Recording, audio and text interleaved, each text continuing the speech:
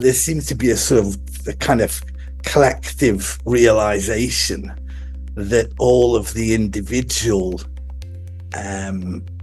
complaints had a common cause. And so the strike started like mid to late April.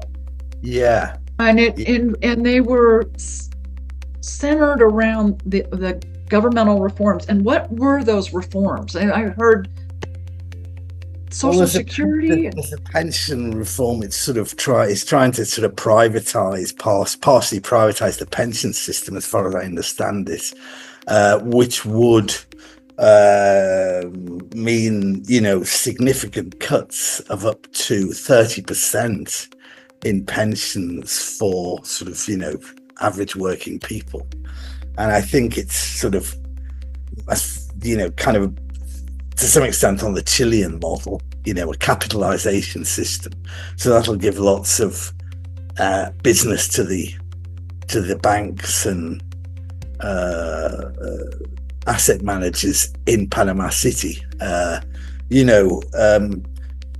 one of them. There's a whole sort of array of different demands from different sections of the Panamanian society,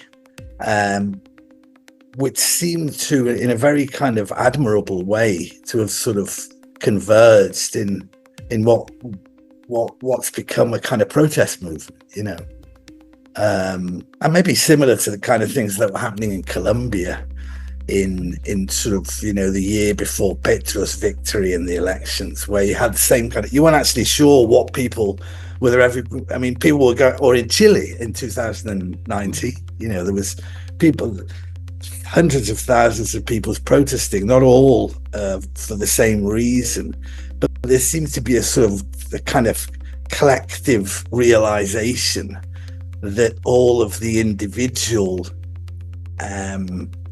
complaints had a common cause, which was this kind of neoliberal paradigm, I guess,